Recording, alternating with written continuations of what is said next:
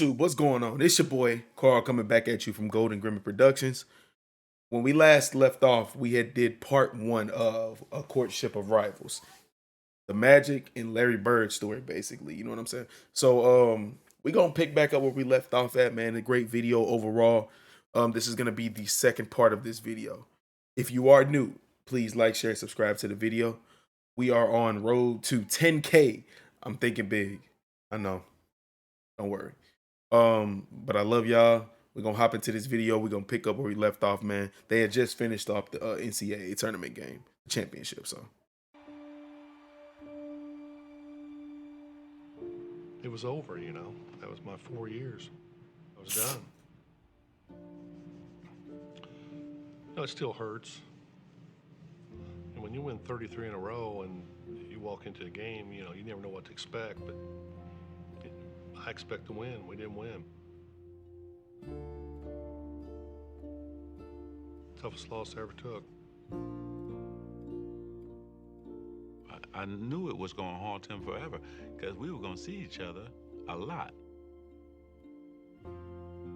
they saved basketball, bro. Larry and National Basketball Association and Magic in its saved basketball, 33rd bro. season is troubled by diminishing crowds and declining television ratings, signs that fan interest may be waning. If college basketball was flourishing at the end of the 1970s, the pro game was crumbling. After the golden era of Bill Russell and Jerry West in the 1960s, a merger with the ABA in 1976 had led not only to new teams, but a new temperament. It was a new league with new times, with renegades, with individuals. There was an argument made, plausibly, I think, that it was too black a league for the United States of America in the late 1970s. Wow. You think about the Knickerbockers at the time. The running joke was you know, that's what it was. It was the N-word. It's turning off a lot of white customers that are coming to the game, you know. Bro, it's crazy that like racism was a real thing.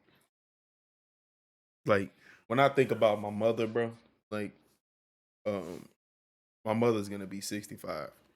She was alive during the time of Martin Luther King and all of this stuff and all of these things that were taking place, even going into the 70s, 80s, all of this. It's unfortunate that now, like, people look at me and they automatically assume what they want to assume. And this stuff happened years ago. You know what I'm saying? It's unfortunate that because of how a person's skin looks, you're automatically judged off. Now, I'm not a person who thrives in any of that. I have a lot of good friends who are black and white. Some friends that are more loyal than a lot of, you know what I'm saying?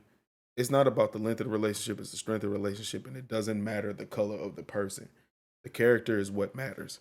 And it's unfortunate when I see these type of documentaries, bro, because I can only imagine what my mother went through. You know what I'm saying? So why? I think there's still there's a conflict between the white and the black, and I don't enjoy going to basketball and seeing all black players. I mean, they were so open, black, bro. They meant not just in terms of color, but in terms of style. Let me get mine, and the hell with yours. Basketball for us was about the best moves. You wanted to be that big player that everybody talked about. You wanted to be the one. You didn't think about winning championships or team play. And those were just the issues on the court. The NBA had this They were having a image drug of problem. an all-black league with a bunch of guys who did drugs. The teams were losing money, and they had no sponsors. And that's pretty much a death knell right there. It's a known fact that you need your white superstars.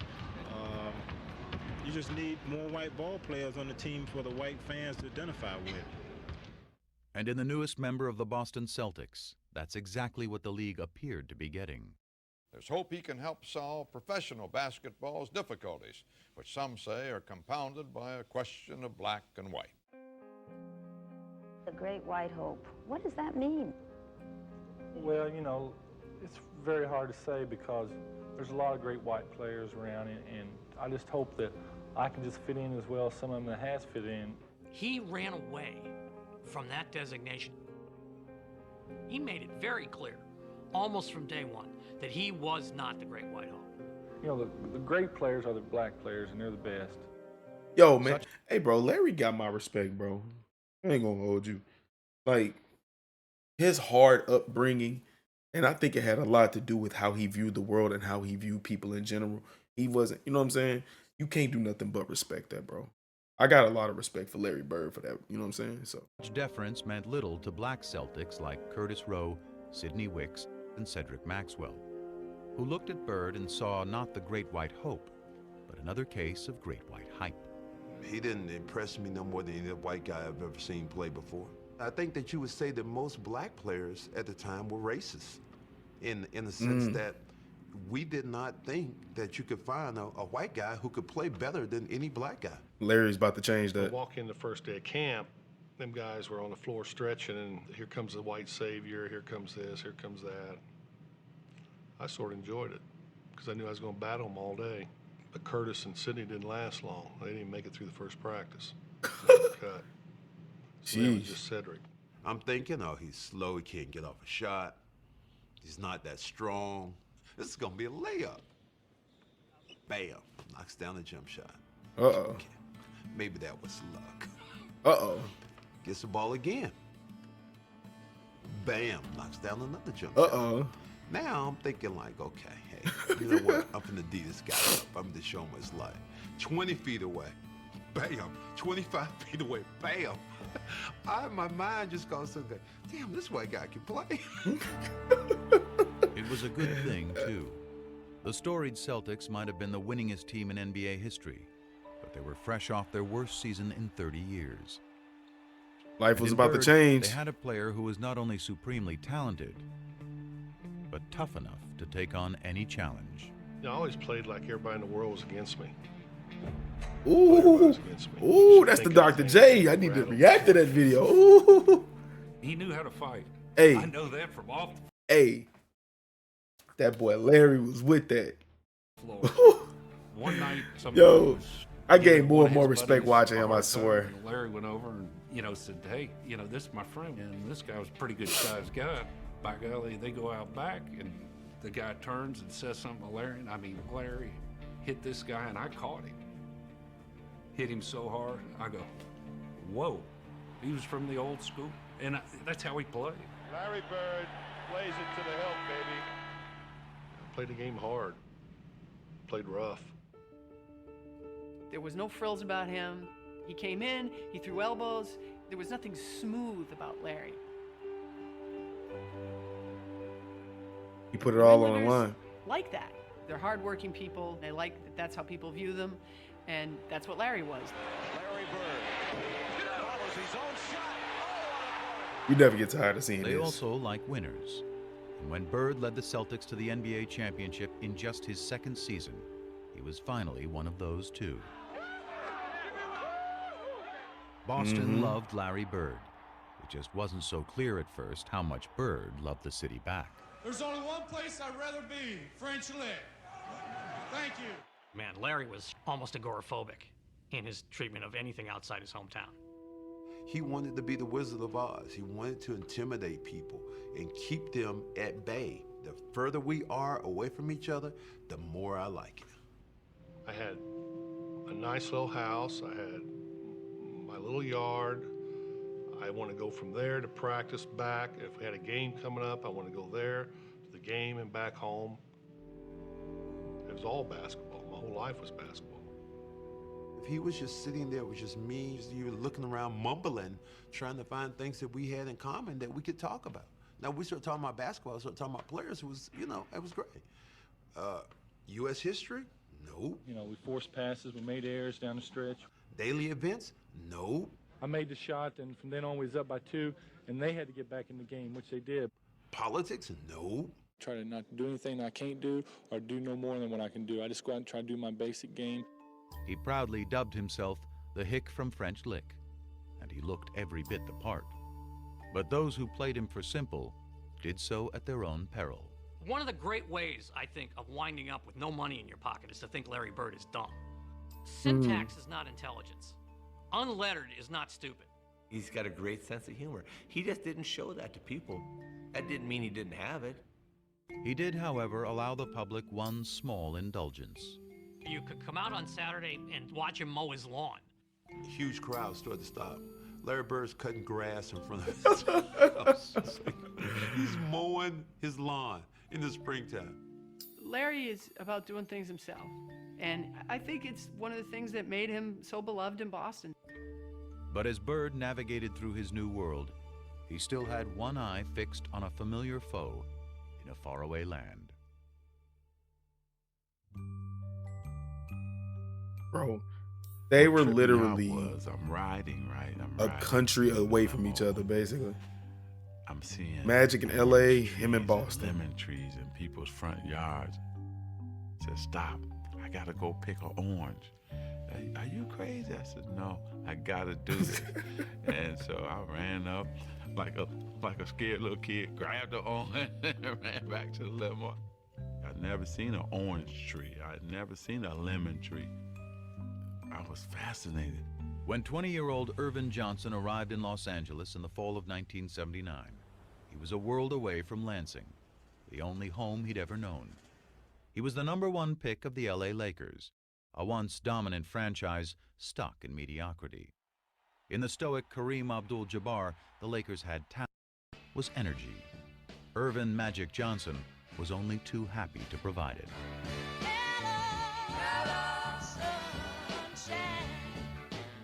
Lit the place up. Changed the franchise, changed the temperament. I changed it from the very first game. Skyhook up and good. Lakers win. Here it was, the first game of a long season against the lowly Clippers. And Magic was embracing Kareem as if they'd just won their 10th straight championship. It was like, man, this is a different kind of dude. From the day he arrived, he became the prince of the city. He reminded me of a guy who wakes up without an alarm clock. And that's what I used to always say. I want to be happy enough to wake up without an alarm clock because I want to go into my world.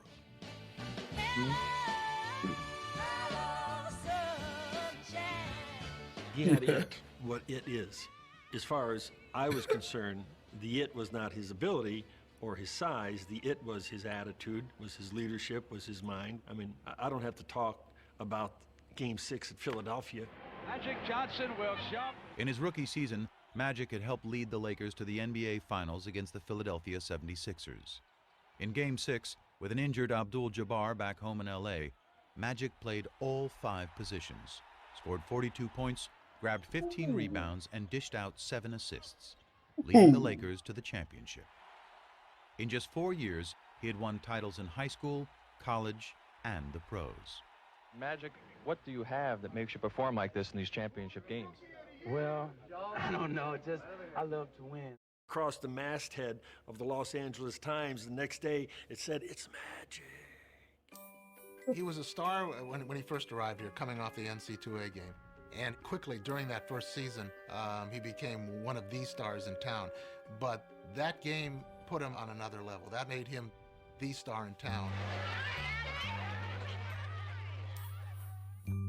It's funny how I wanted to meet the celebrities, but they wanted to meet me.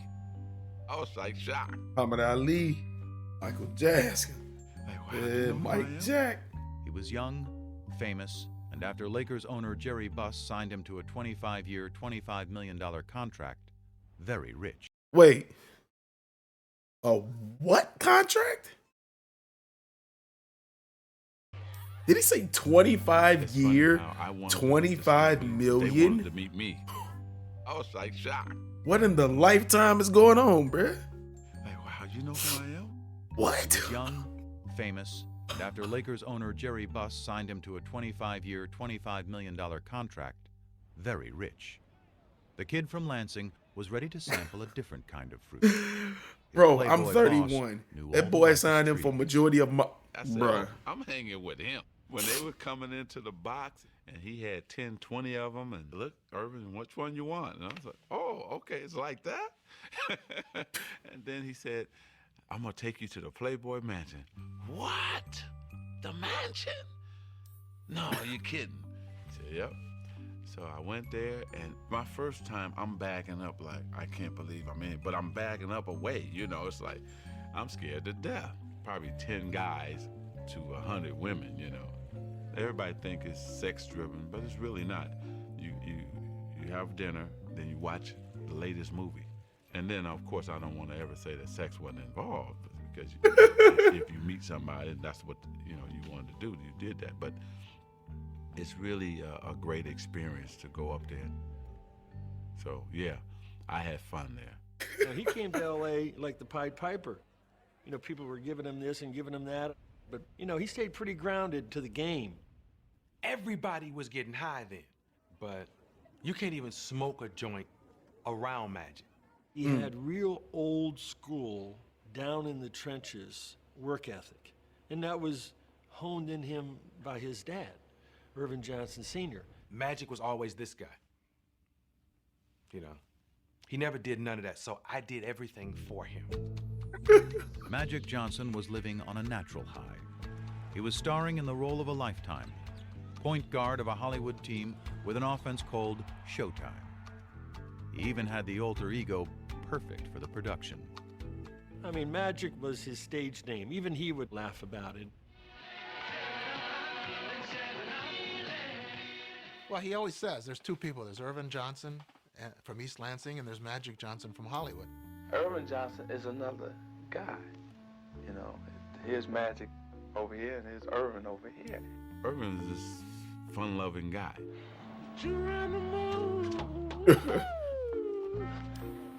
Bro, he's so tall that he touched the ground, but the first right when he slid. And dedicated to his game, and he was a crazy competitor and a crazy man.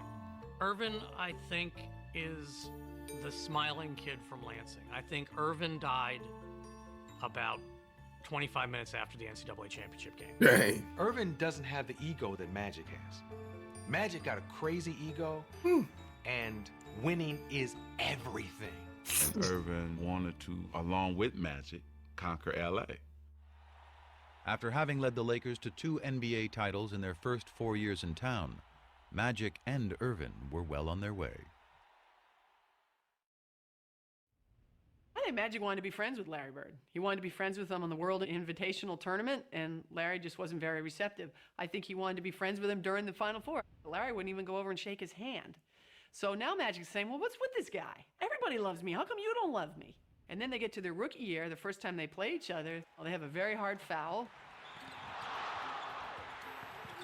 And they have to be separated a little bit. And Magic's like, all right, well, the heck with this guy.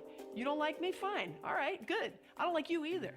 You know, he's a very competitive player, and I'm a very competitive player. And we go head to head, and we go for blood almost. The vibe was nasty. It was ugly. It was we didn't like each other. I'm the one that did all that. To tell you the truth, I just don't want to be hanging around him. I mean, that was my main competition. And he couldn't escape the memory of losing to him in 1979. It was the competitor in it him. Bad that he didn't win that national title against Magic. That was something, it just burned him. It was one thing for them to be in the 79 championship. Magic had the better team. Everybody agreed with that. Magic had the better game. Fine. Now you get to the pros. Larry has this incredible year. But there he is, watching in a club while Magic Johnson wins a championship, and he's thinking, all right, I'm behind 2-0 now. I watched that game, and I couldn't believe it. I always wanted to play at that level. But what Bird couldn't possibly have known was that he had inspired Magic's performance when he was named Rookie of the Year earlier that same day. The PR person from the Lakers says, hey, Irvin, the Rookie of the Year voting has come out. And Magic says, okay, well, who won? He said, well, Larry Bird won. And Magic says, well, was it close? And he said, oh, no.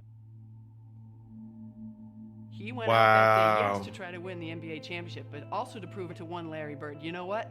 I should have been Rookie of the Year. Even though I won the championship, I still want to win Rookie of the Year. He got 83 votes, and Magic got 3. Talk about a landslide. And I ain't gonna lie, that's definitely disrespectful to who Magic was. it's a test to who Larry is for sure, because it's like, you come on now, it's Larry Bird. But it wasn't like Magic wasn't like that. You know what I'm saying? Yeah. He won that championship. I was pissed. I want him one. But even after he had won one the next year, his obsession only grew deeper. I'd get up in the mornings and see what he did, because their games came on late. Then you look at the box score. I had to have him there for some reason. Like a crutch. Somebody I can compare myself to. I hated what was being said, that Larry was better than me, and I'm just a guy who can control the game. My first 4 or 5 years, that bothered me a lot. I didn't tell nobody it bothered me, but it did. Their competitive dislike emerged from a greater truth, that on the court, they were doppelgangers. Team-oriented stars who cared about winning above all else. Basketball savants who fused the substance of the 60s with the style of the 70s to create a new and exciting yet selfless way to play the game in the 1980s. Yeah, I'm gonna pass. But I'm gonna pass in a way to make you look like a jackass. Ooh, that was a phenomenal They were pass. so similar in the way they Ooh, competed. even I mean, they were two halves of the they same made brain. passing look beautiful. Like, Same craziness to excel. I seen that first couple bro, days. that mullet is crazy though too. IQ off the chart. Seen the game a little different, most players. Playing the game the right way was everything. A lot of guys can just score. A lot of guys can just rebound. A lot of guys can just make plays. We can do it all. Larry and Magic could control the game. I love that. I love that he said it. We can do it all. Them two definitely could. Larry might have had him in the shooting, but overall, both of them had it. They both had they were like the complete package of a player. They were bigger. They were bigger players, bro. So they could guard big. Gosh, it was amazing. They'd be 7 for 12. They'd have 20 points, 15 rebounds, and 12 assists. And you go, man, the guy shot the ball 12 times and was the best player on the court by far. But I think it was tough at first. I don't think either one of them wanted to recognize that they had any equal anywhere in what they did. But they sure as hell didn't want to recognize that their equal happened to be that other guy. That's why we hated each other too, because we knew we were mirrors of each other. I think for a while, the One two of them black, had- one they white. had to come to grips with Same that. player. They had begun changing the game, but with continued low television ratings and tape-delayed finals, the league was struggling to get the word out. When the NBA and CBS signed a new TV deal before the 82-83 season, the rescue plan was simple. Sell more Bird and Magic, and sell them not just as ball players, but as arch-rival characters in their own dramatic saga. Bro, ain't no way. You got this The bitch is slick hilarious. Showtime African-American guy out west, and you got the lunch bucket, floppy-haired white guy with the bruises lunch all over bucket, his body. It's floppy-haired fantastic. white It's guy. perfect. I mean, this was like made in And heaven. put some respect on Larry, In man. 1979, this Come on, idea man. of Magic and Bird was created. And so that was sort of a no-brainer. We'd have a doubleheader. It would be the Celtics playing first and the Lakers playing second. And that's the way we did it. And when the Celtics and Lakers both reached the finals just a year into the new TV deal in 1984, it appeared the superstar investment was about to pay off. It was huge. It was probably the biggest moment the NBA had up to that point. You had Boston and LA, East against West. It had all the elements of a classic showdown. Including what was becoming the most inescapable element of all. Did we know that blacks and whites were lining up, the whites with the Celtics, the blacks with... Of course we knew that. Even in the Celtics' own backyard. They land at Logan Airport at the 84 finals. He's getting accosted by various people who are telling him Larry's going to take him down. But this one older African-American gentleman comes up to me and goes, Magic, I want to wish you well. Good luck. I want you to crush the Celtics. And he said, oh, well, where are you from? He said, well, I'm from Boston. And he said, you're from Boston and you're rooting for the Lakers? I thought everybody here was crazy about the Celtics. And he looked right at me and he said, now why would I root for those white boys? Ugh, bro. Boston, after all, was a town still scarred by the ugly busing crisis of the mid-70s. A violent period of urban unrest during which white had been pitted against black. The resulting taint on the city nationally, coupled with a Boston roster littered with white players, affirmed to many black Americans that the Celtics were not the team for them. Even today, people said, you played with the Celtics. And, I hated you at that time. I wanted Magic to win. I didn't want that damn Larry Bird to win. We had all these black players, but they looked at us because we had Larry Bird leading us as a team that was white. They were perfect archetypes for what was becoming the biggest story in sports. But for the real-life players, the narrative was much simpler. It's fine. Okay. We gonna end it right here, bro, because part 3 gonna be crazy. This is when they go to their first war in the finals. Yo. Thank you for recommending this. I swear. This is a phenomenal documentary. Like, the things that you learn about what they went through, like the different backgrounds, you know what I'm saying? The harder backgrounds that they had to go through. It makes you appreciate them more. So until the next one, man, part 3 will be coming out no time. I swear I'm gonna knock this out. But it's your boy Carl coming from Golden Grimmett Productions. Until the next one. Peace.